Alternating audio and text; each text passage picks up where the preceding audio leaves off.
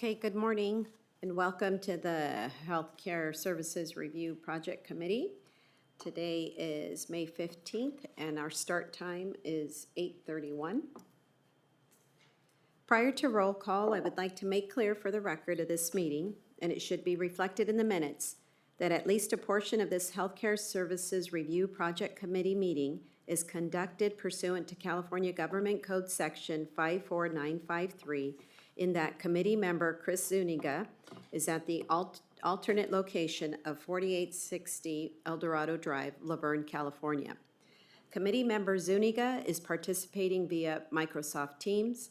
In accordance with the Ralph M. Brown Act, each alternate location has been identified in the notice and agenda for this meeting.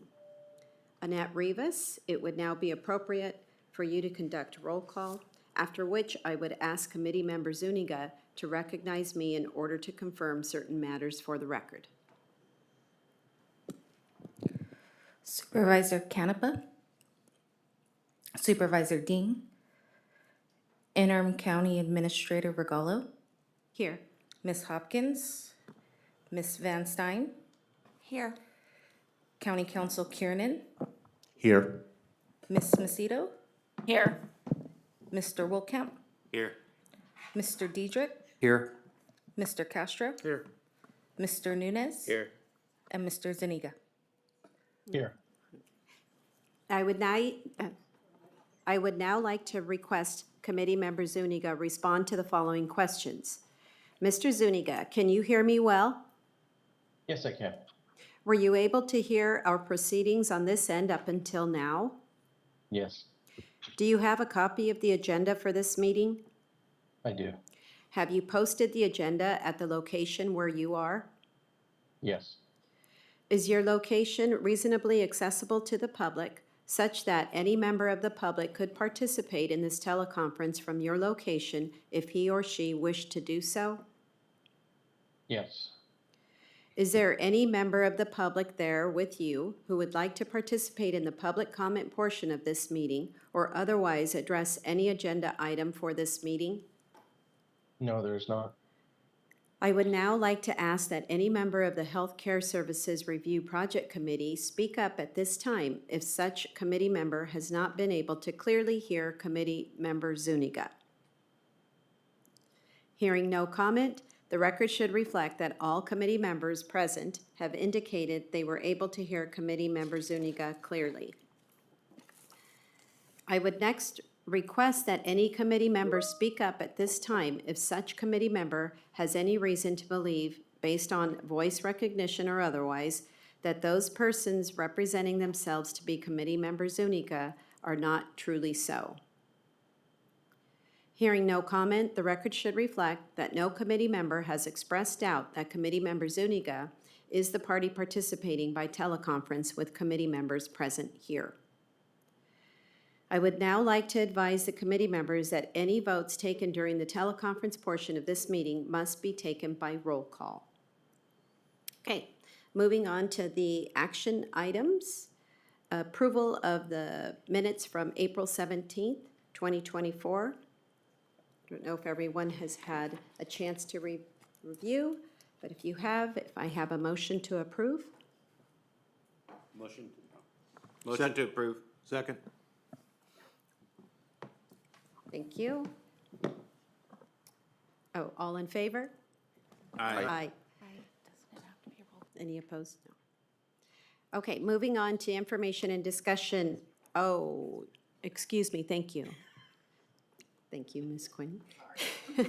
I need to have that as a roll call. So Annette, please, can you take a roll call vote? Interim County Administrator Regallo, Yes.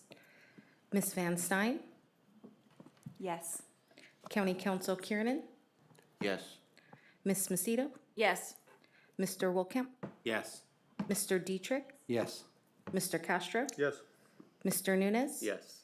and Mr. Zuniga. Yes, Thank you. And now moving on to information and discussion items. And the first will be to present the 2024 financial results through March for the county clinics. Mr. Zuniga? Thank you. I'm going to go ahead and share my screen.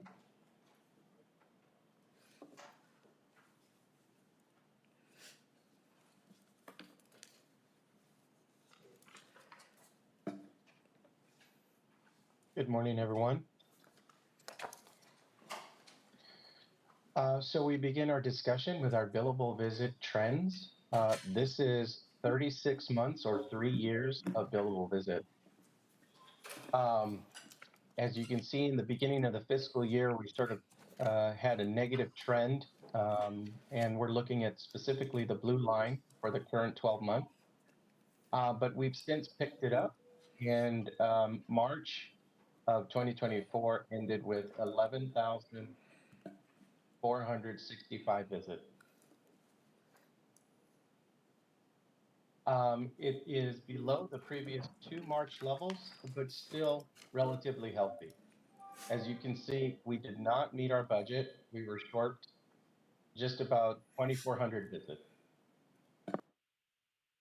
I am hearing an echo, but as long as you're not hearing an echo, I guess we're fine. Okay, we're not hearing it in here, so, Okay.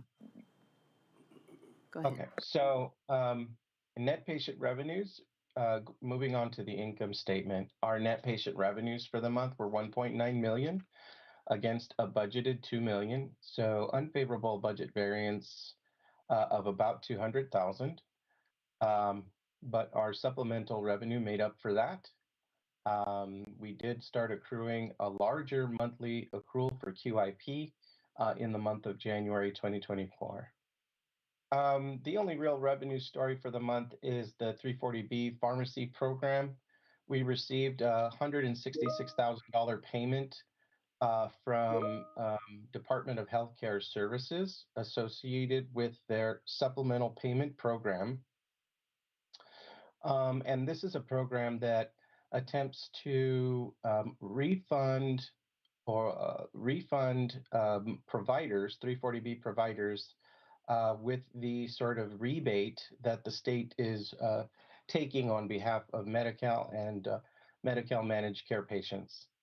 So we applied in 2023, we were approved, and this is the second year of the program, and we received several $100,000 under this program. Total operating revenue for the month was 4.1 million against a budgeted 4.2. A slight unfavorable variance of 99,000. On the year, we are ahead of budget as to total operating revenue. We are at roughly 41 million against a budgeted 37 million. And that is largely due to our QIP performance and year-to-date or history-to-date adjustments for that program. Any questions so far, folks? No? Yeah, I just want to know on the other assets, why the big jump from quarter? Why the $4 million jump? Other assets?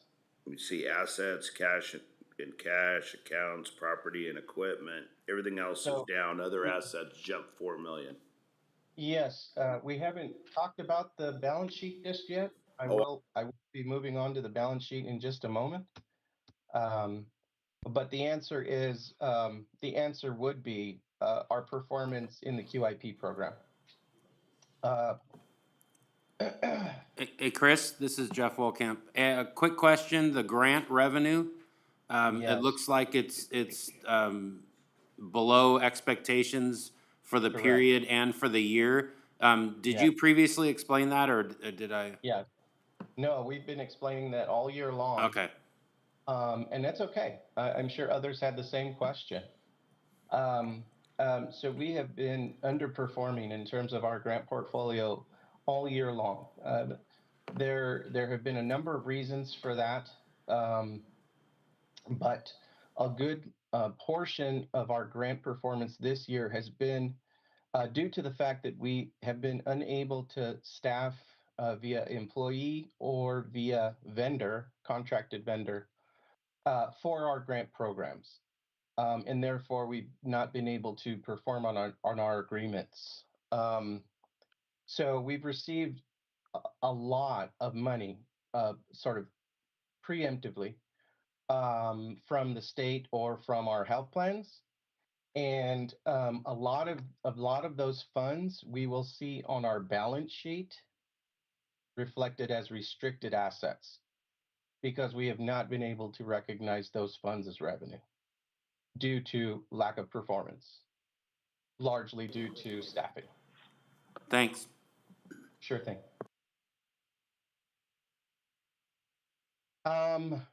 Okay, so moving on to the expenditure side of things, essentially we have a normal expense side, salaries and wages, benefits, professional fees, everything is sort of in line with what we've seen all year. We are experiencing larger than budgeted professional fees, both for the month and for the year, because we have propped up our billable visits using contracted providers, and that happened some months ago. Dr. Julio has done a tremendous job in trying to procure provider staff, that is physicians and mid-levels, to service our patients in our clinics. So we see that as an unfavorable variance all year long. Other than that, we didn't have much sort of material movement on our expenditures that we were not expecting. Total expenditures came in at 3.9 million against a budgeted 4.1, so we were under budget with regards to expenditures.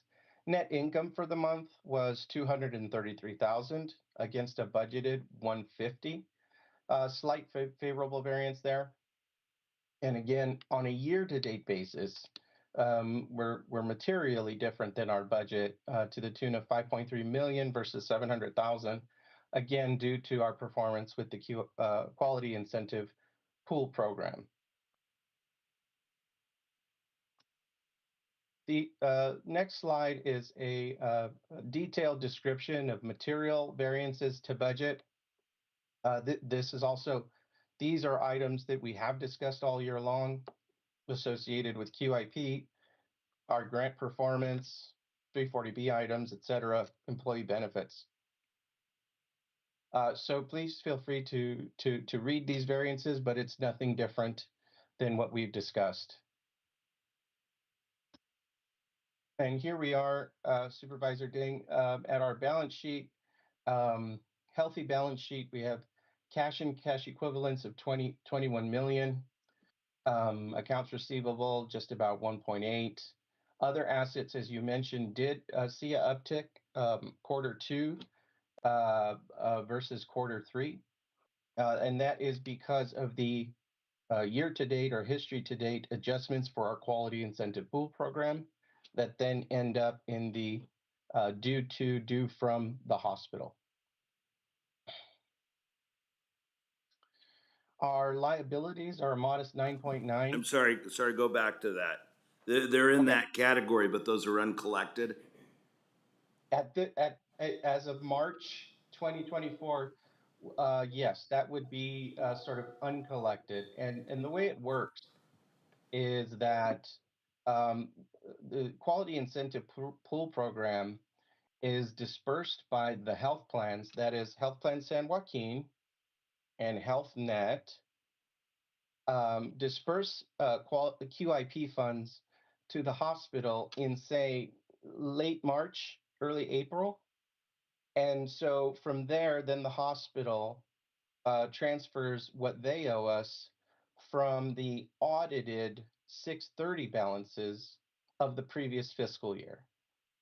So while these other assets are 21 million in March of 2024, for example, in the April 2024 financials, cash has gone up by about 7 million and other assets have reduced by the same 7 million because we received our confirmed due from balance for 6/30/2023. Does that make sense? No, it makes sense. I just don't see your cash going up 7 million. Yeah, you won't until next month's financials. Thank you. Yeah. Hey, Chris, this is Ed Kiernan. Is it possible when you're making reference to things on the sheet to point to what you're talking about? Because sometimes I'm searching for what you're referring to on the sheet. That's a great point. Thank you, Ed. So other assets would be this $21.3 million number. Total liabilities is 9.9. I did mention cash, and that's 20.6 here. As I mentioned, we do have a large portion of our grant portfolio sitting in restricted net assets, and in March of 2024, that balance is 2.7 million here. So we have met with our grant teams, we've met with the county, we've met with our health plans. We do have a plan to bring this balance down, but it's going to take a collaborative effort. And again, a large portion of these funds are sitting here due to staffing. Total net assets are 37 million. And therefore, our total assets equal total liabilities and total net assets at $46.6 million. Chris, can you, the other liabilities, the bulk of that is the capitalization of the lease at Trinity? Yes, sir. So other liabilities, we have about 4.5 million in an accounting representation.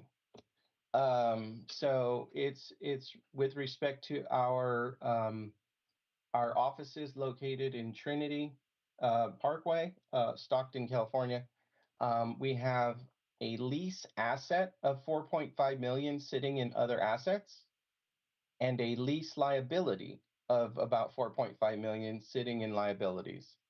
So it's really just an accounting representation that's sort of propping up our balance sheet or inflating our balance sheet. But that's a pronouncement that was recently issued and became effective as of our 6/30/2023 audit.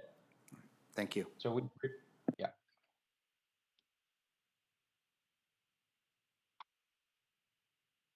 Moving on to cash collections.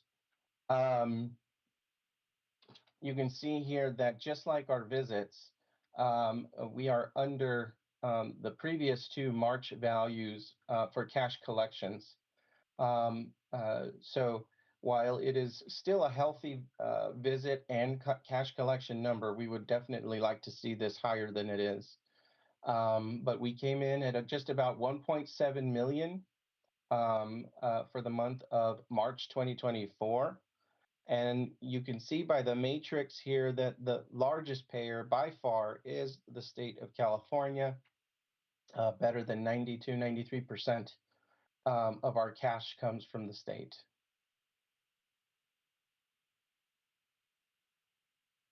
And this slide is just meant to depict the positive correlation that our billable visits and cash collections exhibit. They're almost the same exact graphs for 3 years.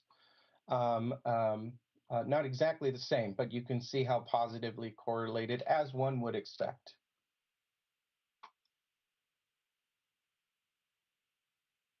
These are our HRSA financial metrics, folks. For fiscal year 2024, our cost per unique patient is $1,164. The medical cost per medical visit is coming in at $354. This number we've seen for a good portion of the year, and we can consider that sort of our cost per visit that we are functioning under. The primary vehicle for reimbursement, as we can see in our cash collections, is Medi-Cal. And this Medi-Cal population and this Medi-Cal reimbursement, it functions under what's called the prospective payment system, PPS rates. And our PPS rates are nowhere near $354. So because we know that, we have sort of initiated a strategy to realign our clinics at both French Camp and at the Stockton location to pursue what's called an intermittent clinic strategy. And so what this means is that we have 3 clinics at each sort of campus. And under an intermittent strategy, a clinic can be selected as an intermittent clinic and then bill at what would be the selected parent site for an FQHC, and specifically in California. And because we know that of the 3 clinics in the respective campuses, there is one clinic that has a higher PPS rate than the other 2. We've elected to pursue converting the other would-be 2 clinics into intermittent sites with the higher PPS rate clinic serving as the parent clinic. There are 2 parts of this process. There is a federal side with HRSA, and there's also a state side with DHCS. The federal side has been approved. We informed HRSA that our hours of operation were going to change slightly. And we do that by updating what's known as the HRSA Form 5B. We updated our Form 5B, and that update was approved by HRSA as of April 8th. From that April 8th receipt of approval, we have 120 days to enact that hours change. So we are working with our operational teams, specifically clinical staff, to align schedules, provider schedules, with the new hours of operations. And we are also communicating throughout the organization because this is a multifaceted project. But we have, so we're doing this with the Stockton clinics and then with the 3 French Camp clinics. We have projections that we've built under this model. And under the intermittent strategy, we have estimated that this will add an additional $5.7 million in additional patient revenue without adding staff and without doing much different than changing our hours. So we're going to seek to keep the same patient access, see the same number of patients, and effectively garner the same number of billable visits, but increase our reimbursement as a result. And Chris, I'd just add, we are working through 3 of our labor bargaining partners on the notification there, and also working to standardize physician schedules and the aligned staff to support them. So we're working through a labor relations process. But as you mentioned, we have a total of 120 days since April 8th to fully enact that. But a lot of operations are in the process of making these changes. Thank you, Greg.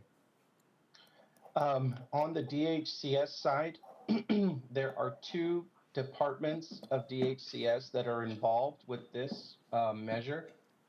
There is the Provider Enrollment Division and also Audits and Investigations. Audits and Investigations has informed us that our application or submission of conversion has been accepted. And there's nothing else we need to submit. What's left is that the Provider Enrollment Division, otherwise known as PED, now needs to update what's called the Provider Master File. And that is sort of the file that houses all of the PPS rates for every California FQHC.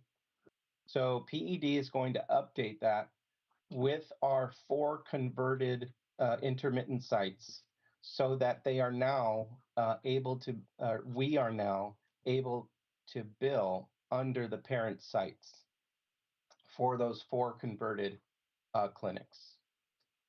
So we're waiting word from PED that they've updated the provider master file, but that is the only item left with regards to HRSA and DHCS. The rest is up to us. Any questions, folks?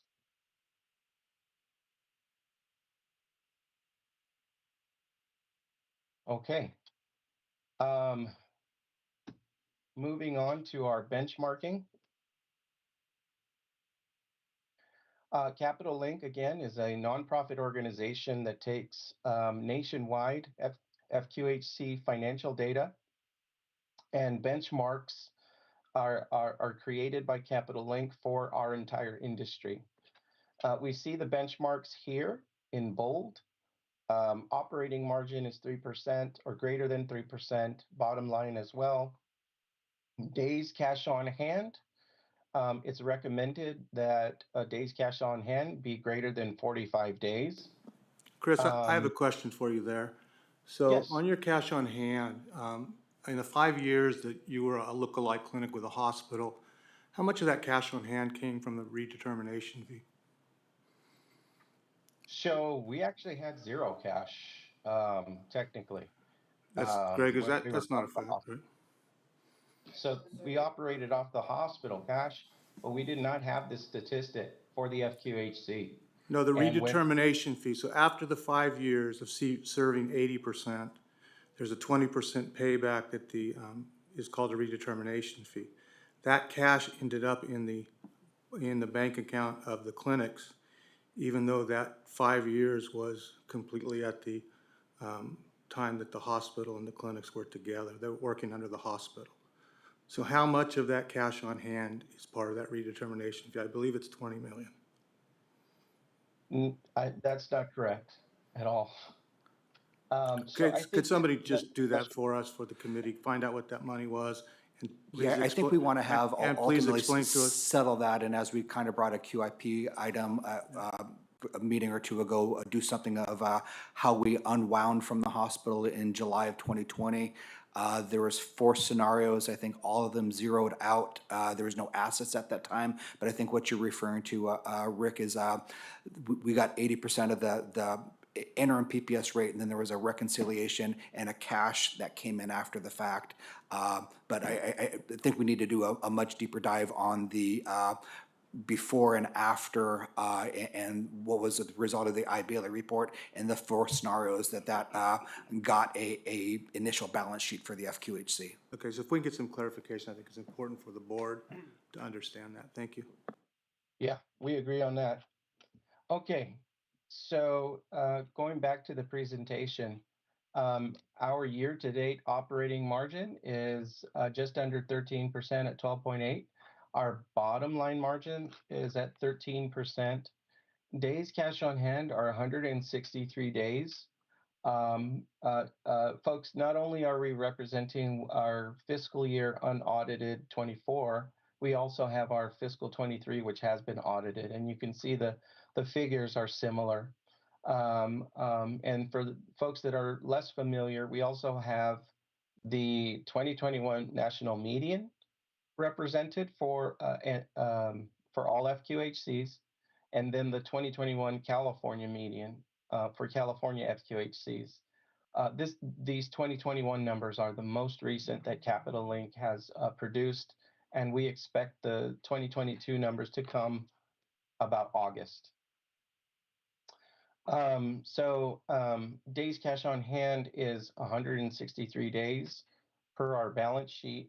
And for those folks that are not as familiar with that statistic, it tends to be the one that confuses folks. But essentially, you can think of it as if we were to stop collecting today, to stop collecting on our patient accounts and everything else, we would be able to operate for another 163 days without another dollar. So that is what this statistic is trying to depict. Um, days in net patient receivables are a very healthy 31 days. And our labor as a percentage of operating revenue is just over the target at 71%. So there's area opportunity for improvement there. Any questions, folks?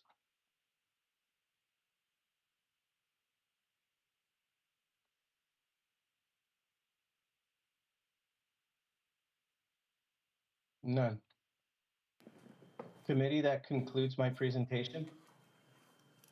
Thank you, Mr. Zuniga. Okay, moving on, we will now have the 2024 financial results through March from San Joaquin General Hospital. Mr. Nunez?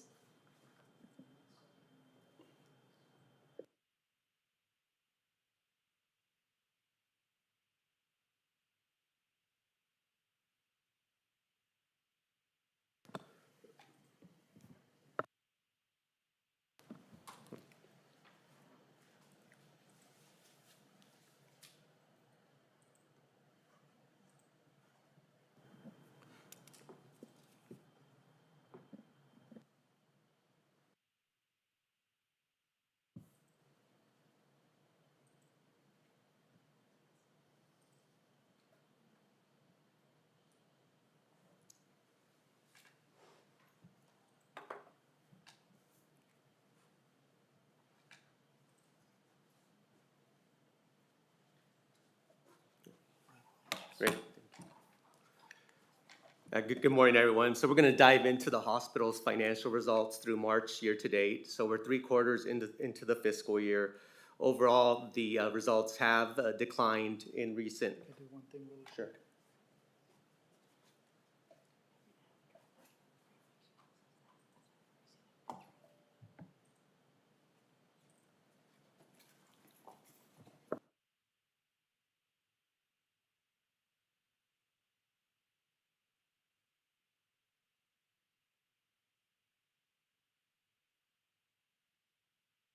We're good. Okay. So we're 3 quarters into the fiscal year. Overall, our results have dipped. The two key drivers for the lower than expected results continue to be a soft inpatient census. Overall, our inpatient discharges have declined 7% year over year, and we're 6% short of target. And the second key driver is unplanned costs connected with orientation of our new registered nurses. Over the last 4 months, we've onboarded roughly 140 new grad registered nurses. When you quantify the cost associated with these training hours, we're looking at $1.8 million per month. So if you add 1.8 million times 4, that's roughly $7 million in unexpected costs that's hit the hospital's books this fiscal year. Overall, when you look at our net income or loss, we're at 7.3 million, so we're short of target by 3.6 million. If it wasn't for those unplanned dollars connected with training, you could see that we would be better than what we initially expected at the beginning of the year. From a cash flow perspective, when you look at our EBITDA, we're unfavorable to budget by 2.8 million. Abe, excuse, I just want to call out to make sure that, so we've hired 140 nurses.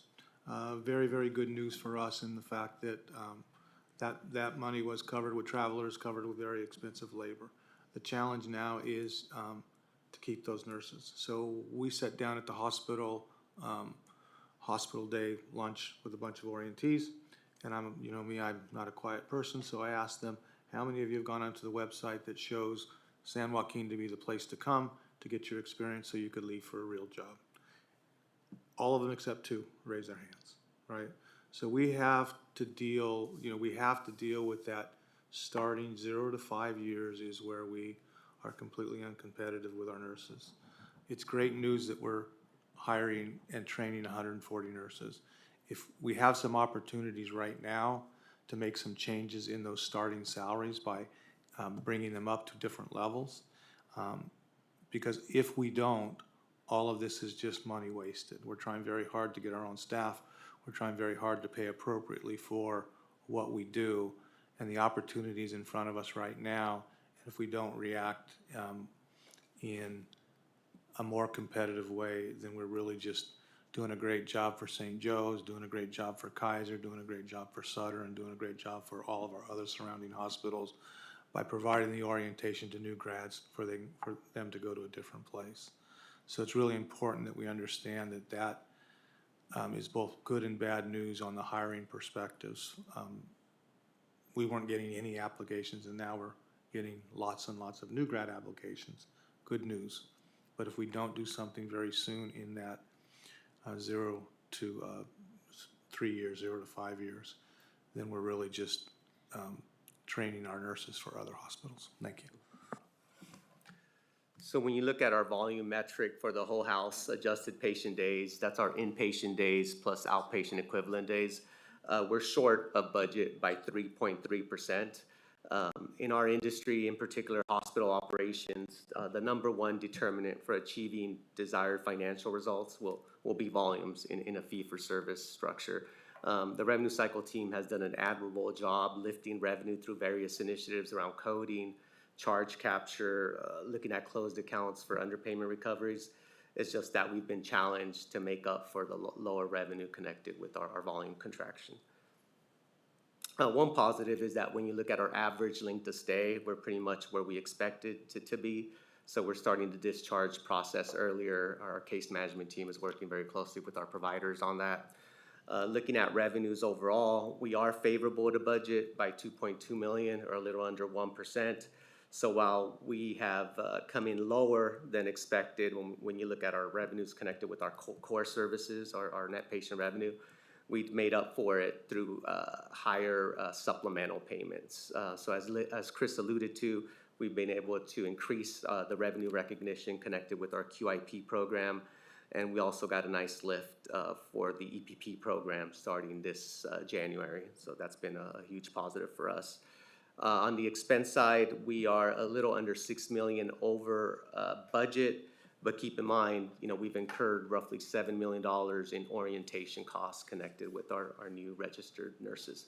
So as Rick mentioned, it's going to be critical for us to have a solid retention strategy, since incurring $1.8 million a month in training is not sustainable. So here's a snapshot of our income statement. You could see that for the month, we were $1.8 million short of target, and year to date, we are hovering around 3.6 million from a net loss perspective, and 2.8 million when we look at our results from a cash flow viewpoint. Here is the more granular version of our income statement.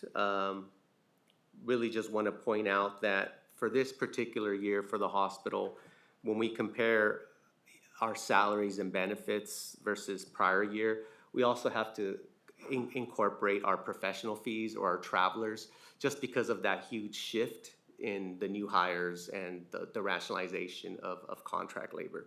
So when you compare both our salaries and benefits and include professional fees year over year, we're 4.5% higher. We know that inflation was 4% per the MOUs. We would actually be below 4.5% if it wasn't for that one time. What we're hoping is one-time training costs connected with our registered nurses. Professional fees, while we are over budget this year, I do want to point out, we are 20% lower than prior years. So we're doing a good job filling those vacant positions with county employees.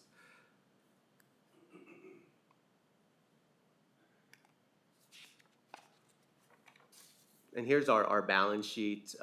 We did get a significant payment in the month of March connected with our QIP program. You may recall that last month our cash balance was trending very low, so we've replenished that, and we expect a couple of more checks here before we close out the fiscal year. So by year end, we expect our cash balance to be in the ballpark to where we ended last fiscal year. And on the AR, on our accounts receivable, I do want to point out that the hospital had the highest cash collections month in the month of April. We collected 27 million. When we include our professional collections, that's another million too, so over 28 million in the month of April. And thus far, through the first third of the month of May, we continue to see a positive trajectory there in our cash collections. Prior to the MSA, that number was hovering right around 20 million. So huge pickup from cash collections. And here's our finance dashboard, which highlights some key volume and revenue metrics. Overall, you can see first line discharges 6% lower than prior year. Surgeries have been a positive all year, in particular on the outpatient side. Do want to point out that particular metric, case mix index or the acuity level of our patients. The launch of our clinical documentation improvement program is really ensuring that we're coding those inpatient discharges appropriately based on the level of care provided. So that's also helping the revenue line.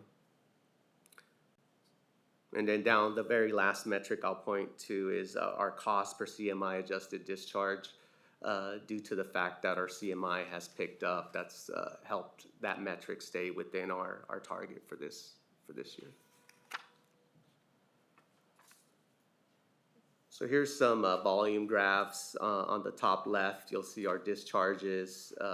You can see that the blue line, which is current year, orange budget, gray prior year. The blue line, which is actual this year, you can see it's been consistently below where we expected to be in our plan and last year. On the top right, deliveries for the most part have exceeded where we expected to be. So that is one service line that's trending in the right direction for us when we look at maternal child. On the bottom left, surgeries, blue line actual, you can see we've been doing very well there. We are seeing a shift in our service mix from inpatient to outpatient surgeries. Unfortunately, those cases carry a much lower reimbursement rate, but nevertheless, it's good to see that volume pick up. On the bottom right, when you look at our ED visits, that essentially correlates with our lower inpatient discharges. We are getting less admissions coming in from our emergency department into our hospital. So we talked about our cost per CMI adjusted discharge. Obviously, the effort to rationalize our contract labor has impacted this metric favorably, along with the fact that our supplies are better than budget, really leveraging the scale of the common spirit GPOs, bringing down our costs per case, and the acuity level. When you look at the CMI that's picked up, that's helping this metric stay lower than where we expected at the beginning of the year. And then this is a good story. When you look at our contract labor over the last 2 years, we continue to trend in the right direction. But again, it's going to be critical for us to retain our new grad nurses. We don't want to go back to where we were 2 years ago. And then opportunities, QIP quality metrics. That goes for both the hospital and the clinics. I know that our inpatient metrics are not where we would like them to be, but I know there's an effort to pick those up. We did receive a nice increase from the health plan of San Joaquin effective January of this year. We will be reaching out to Lizette again for some support, since we do need to offset some of that volume decline through better rates from our health plan, which is our largest payer, obviously. Underpayment recoveries, we're leveraging an outside vendor to review all our closed accounts to ensure that we're getting reimbursed based on the terms we agreed with the various payers. On the cost side, we have to continue to focus on the traveler nurses. We've done a good job this year, but we feel that we can continue to find some savings there as we go forward. Supply savings, our Director of Materials Management is working on implementing a new tool to track our high-cost cath lab and OR supplies more efficiently, which should translate to some productivity gains, along with some lower costs there. Any questions on the hospital? I do. If we could go back to our key volume groups, Yeah. graphs. And it's just really a general question, going back to when the clinics were established and talking to some of the supervisors that were around during that period of time, there was a correlation. I don't know what you wanna call it, transfers, referrals between the clinics and the hospitals. How many are we tracking referrals, people that start at the clinics, wind up at the hospital? We actually had a meeting with Ardell yesterday, and she said there was a tendency prior to new leadership for those not to happen, for those referrals to go to other places. So it's an opportunity that we've realized. We're focused on it right now. I think Greg and I can easily say that we want to keep everything within the same family. It's not a problem. That has not happened in the recent past, and we're on it as we speak. And would you say in the near future, we'll start seeing some pen to paper numbers on exactly what's going on there? Where they're I getting think referred that to? I think that, I'm gonna go back to September of 2022, when we took a good look at the agreement between the clinics and the hospital, which were not favorable to the hospital, from my opinion. And we are working to resolve that as we speak. That's been a long time, right? That's September of 2022. When I came here, and I keep saying this because it's really important, we are one of the few areas in the state of California that actually has the ability to do what the government wants us to do, which is population health, which is how do we manage the patients from the hospital to the clinics to even to the home environment, which is all, and the telehealth, and all that's an opportunity that we have that from my perspective, we just have not maximized. And when you look at the whole reason for the MSA and the challenges the hospital were up against, it's not a sellable asset because the payer mix is so challenged, right? At 9 cents on the dollar from a Medi-Cal perspective, which is, 85–90% of what we do, that's not a store that anybody would buy, right? Because the cost of your goods are significantly higher than the payments being received.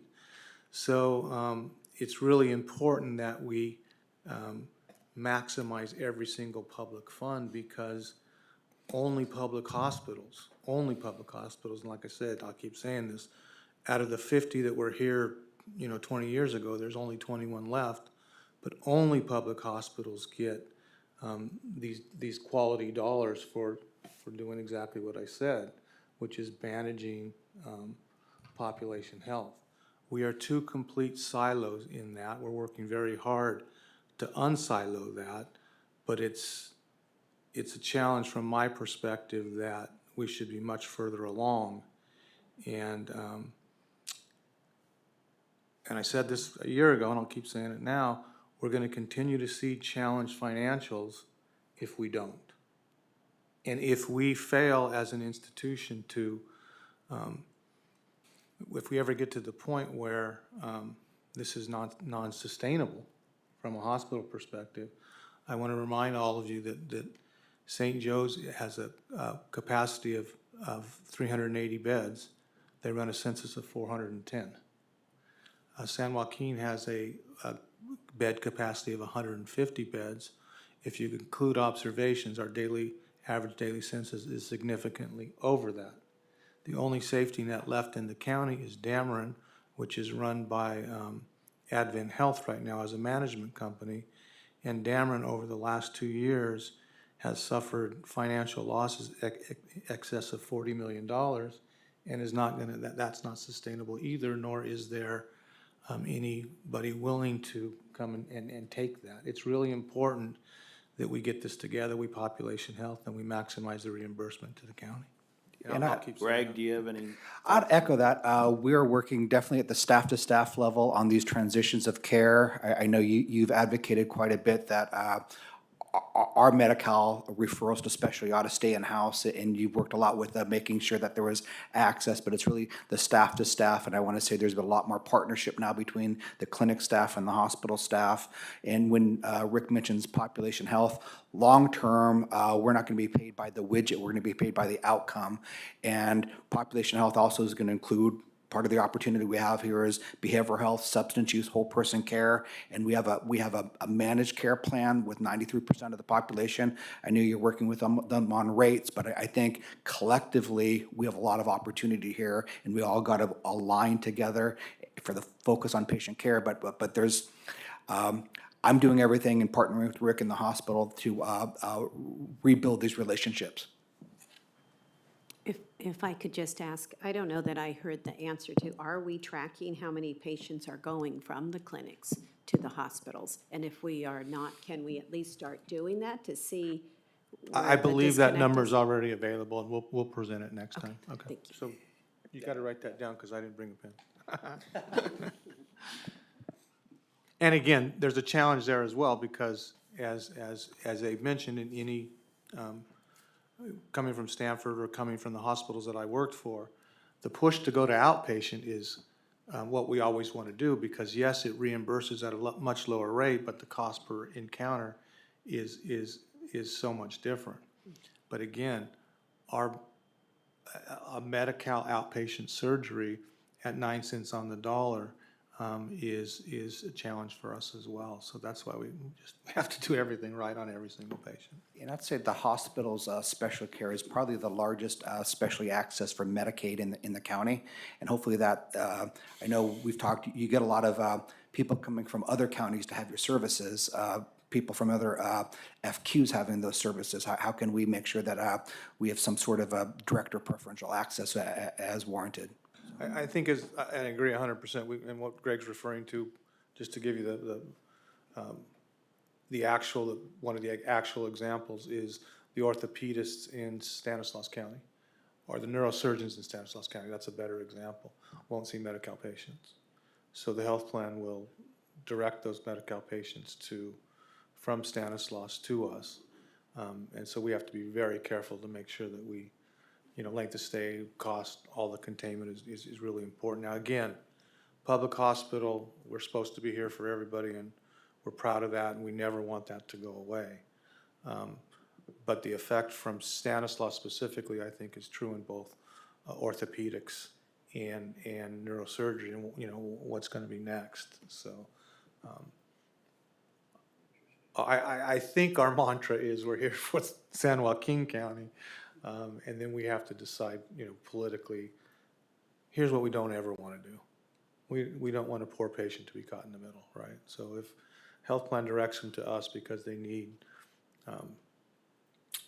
this actually happened, I get these friend calls from high school people that I haven't seen for 40 years, and it was a friend of mine whose son was coming from Stanislaus County to have his back surgery done here. We ended up actually finding a better way to treat him than doing back surgery. But that's how we realized. And I said, well, why aren't you going to doctors? Why aren't you going to Memorial? I said, you live in Ripon. He says, no, the only opportunity we have is to come to you. So that's kind of how we found out, but we knew it just by the zip codes that we see in some of those two product lines. Are there any other questions? No. Okay, moving on, we're up to public comment. Ms. Rivas, are there any public comments? There's no public comment. Thank you. On to committee comments. Are any committee members, if there are any comments you would like to share? I'd like to share some. So appreciate the Board of Supervisors over the last two meetings have introduced and waived reading to create a class specification for the project director / CEO, and then yesterday allocated the salary band. I've signed an agreement with UHC Solutions for their retained search firm. I have started providing them some preliminary documents. We've met with them twice. I will be engaging with the liaison committee on next steps on that process. I know Chris mentioned 340B, but we've also signed a specialty agreement with a firm too, so we can capture more 340B revenue specifically for specialty prescriptions for our FQ patients. The QIP final reporting will be due June 14th. For the ambulatory measures, we're currently at 88%, but I think we're going to be a little bit over 90. The hospital mentioned maybe some challenges on some of their measures, but I think ultimately we've greatly improved these over the last couple of years, and we're striving to continue to increase those and increase the partnership. Not going to get up and jump on the table today, but I'm tempted to. I know I've asked quite a different venues about SB 525, which is the minimum wage for healthcare. Tier 1 entities, which are large hospitals or clinic systems in our county, that includes Sutter, Kaiser, Tenet, Dignity. Sutter and Kaiser integrated systems that have outpatient services. As Tier 1, they will have to be at a $23 minimum wage come July 1st. The county will have to be at $21 come January. But come just another 45 days, every single MA in those systems will make more than our highest paid MA here. I look at our exit interviews from SJ Health. I see some MAs moving on. Hey, like working here, great training ground, but moving on for better wages.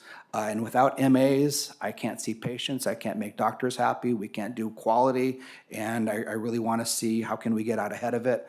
I know with compaction, this is not a cheap item, but if we're not out ahead of it, we're just kind of dying the vine a little bit. Thankful for the Board of Supervisors. We had 8 full-time MA positions allocated as of April 8th. We're doing an internal recruitment from part-time to full-time because I have a lot of part-time MAs that are very close to hitting their 15, 60-hour limit, which means I would not be able to schedule them for the balance of this fiscal year. So just really, I think echoing what the hospital was talking about, the nursing, we're a good training ground, but we need to retain them as well. So thank you. And I echo what Greg said, but the other piece of it that if you're looking at dollar for dollar comparisons, there's 3 pieces. There's the hourly wage, which is significantly, and it's not, the MAs is a great example. One of our nurse dissatisfiers is the lack of nurse assistants, which is typically a $25 to $35 an hour role in a hospital. Ours is, I believe, below 20. They'll be actually affected by the minimum wage. And those are big numbers. The other piece to it continues to be that if you're a Dignity Health employee, if you're a Tenet employee, those are the 2 I can verify. I don't know what Sutter is, but I think it's the same. The cost for your health care benefits for you and your family are 0. Now, Dignity Health has recently added a small fee for family. I believe it's $114 a pay period. So there's a number of competitive challenges when you look at the net income of your check that affects, and when you're looking at that age range of employees from 20 to 40, what they take home is really important to them. So it's not only, we're challenged on the wage side, and Greg's absolutely right. What's going to happen is they're going to go, take these jobs in a much better paid environment, and we're going to be, really at the bottom of the barrel to fill positions that are really important to patient care. I don't ever try to give a problem without a solution, because the other piece of this is our inability to adjust staffing based on volume is something that is I've never seen in a hospital before. So for us to, we know we need to increase wages, but we also have to have a cost offset on the other side. We need to look at the hospital as a whole, probably look at the healthcare as a whole, and say, what is it? Where are the employees that we don't really need? We need to get every employee that we need to staff the hospital with the employees that we need, not necessarily with the employees that we want, because those 2 things are catastrophic when you think about what was the number for just the minimum wage going to 21 was For us, roughly $1 million. roughly $1 million, yeah. But that's just getting us to the not competitive piece, to get us to where we really need to be. Those numbers are significant, and I know nothing comes without a cost, but we don't have that opportunity on the other side to say, how can we be the most leanest, meanest machine? You know, the Whittier Hospital on the for-profit side, the way that we made money was we monitored costs not on a daily basis, on an every 4-hour basis. I don't think that's necessarily the right answer because there's a dissatisfaction that comes along with that. But we need to have the ability to, you know, really act like the market that we're in, because both Dignity and Tenet and Sutter do that. And Kaiser, by the way, you see Kaiser most recently in the paper with significant reductions in force, even though they, I think it's because they only had a $934 million quarter, which was a little short for them, right? Wouldn't you love to have a $934 million quarter?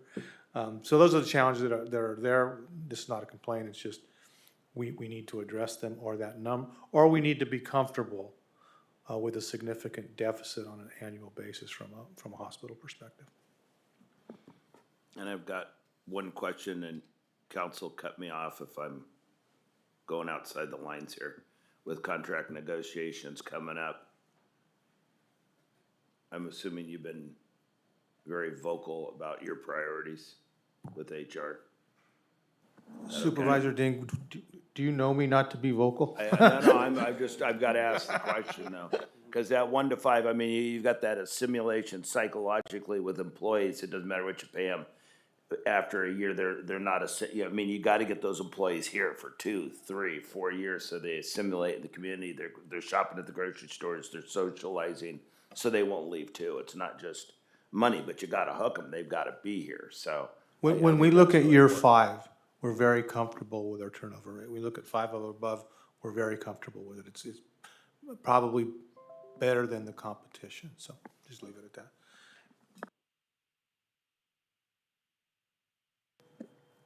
There are no further comments. There are no closed session items scheduled for today.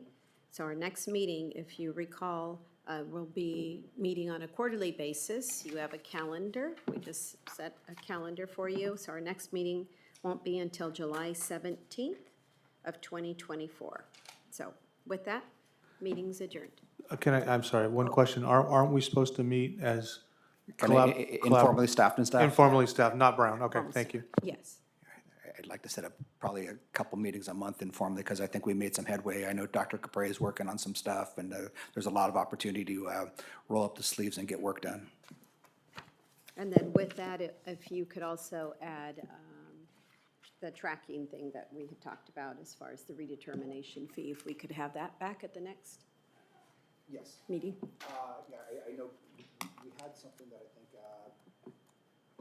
I think it might have been shared with Brandy, but I think we wanted to kind of internally discuss before we present it here to make sure that I want to build shared understanding on what happened in the past, how we got here, and I guess collectively how we best move forward. Appreciate that. Okay, with that, then meeting is adjourned at 9:33. Thanks.